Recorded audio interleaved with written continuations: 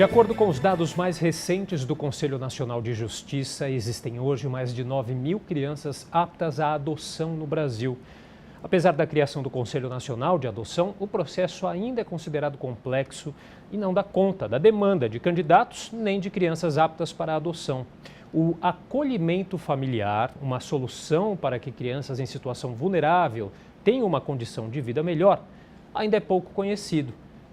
Bom, e para entender mais desse assunto, eu converso hoje com a Sandra Sobral, que é presidente do Instituto Geração Amanhã, uma ONG destinada a informar e conscientizar a sociedade sobre a importância da adoção e do acolhimento familiar. Tudo bem, Sandra? Boa tarde, Felipe. Muito obrigada por estar aqui. Boa tarde. Obrigado você pela presença.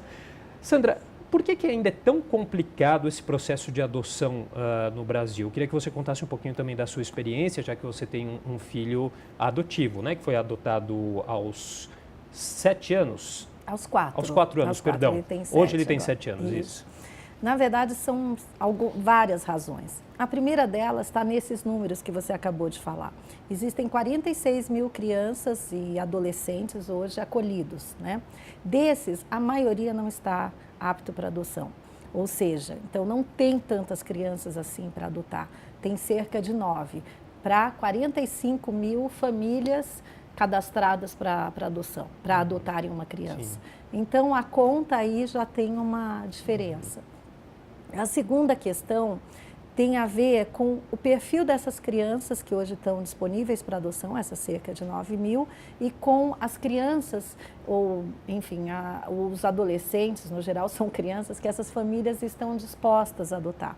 A maioria prefere, isso está mudando, mas ainda há uma preferência por crianças menores, bebês, né, os recém-nascidos, que é a minoria que entra para adoção. E a outra questão tem a ver, assim, a gente diz que o tempo da criança é diferente do tempo da justiça. E hoje a justiça tem um tempo grande, né, bem maior do que essas crianças poderiam suportar, que é o tempo, assim, quando uma criança ela é retirada da sua família, ela leva um tempo de avaliação para decidir se aquela criança realmente vai para adoção, que é fazer a destituição do poder da família biológica. Então, esse tempo, ele é muito grande, às vezes se levam anos.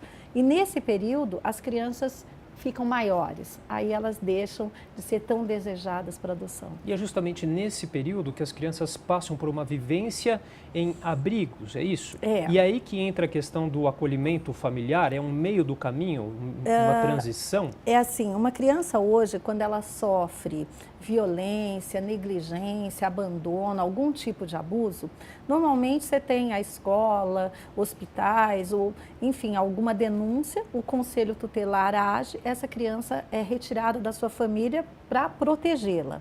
Aí nessa situação existem duas modalidades de acolhimento. Uma é o acolhimento institucional, que a gente conhece como abrigo ou casa-lar. Pode ter mais, abrigo pode ter até 20 crianças e casa-lar até 10. E a outra modalidade, que ainda é pouco conhecida e usada no Brasil, é o acolhimento familiar.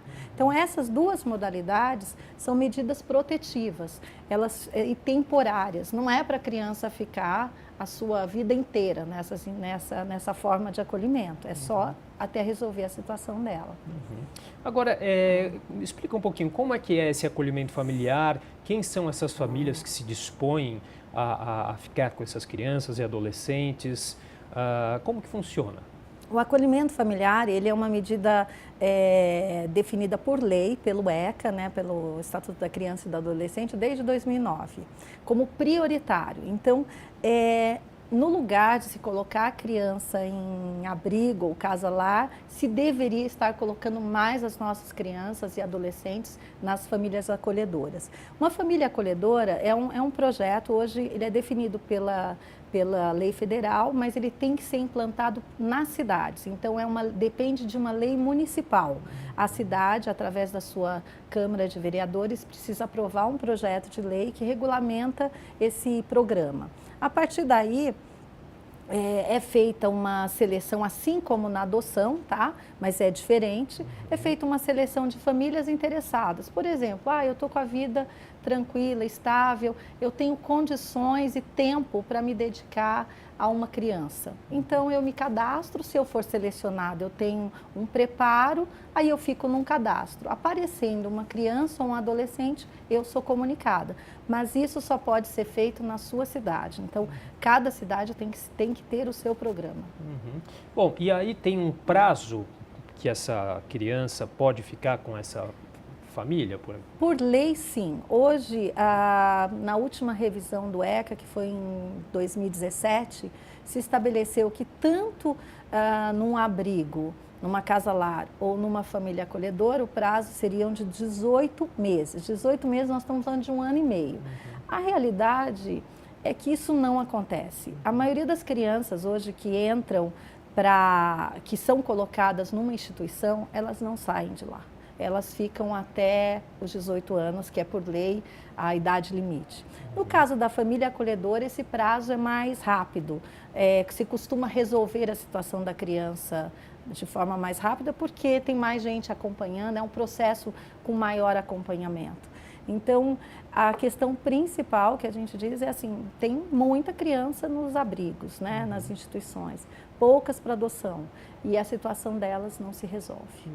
Agora, por um outro lado, esse acolhimento que é feito pelas famílias, não pode criar um vínculo, aliás, deve criar um vínculo, né? Isso não pode ser depois prejudicial para a adoção? Enfim, como que fica a cabecinha daquela criança?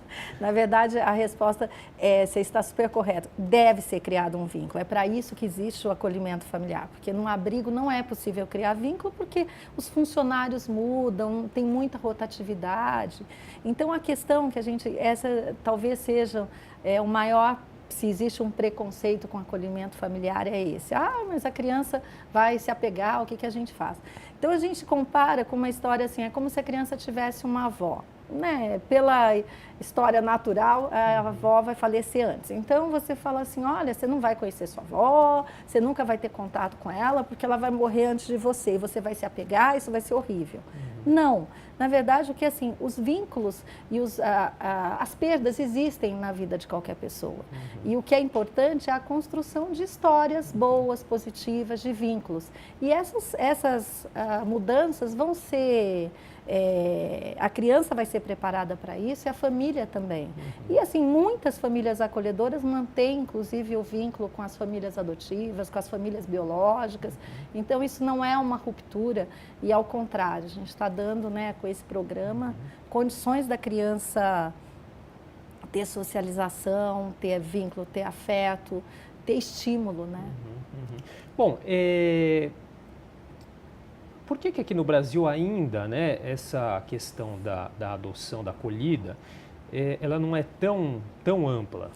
A adoção já vem melhorando, já vem se discutindo mais até pela sociedade.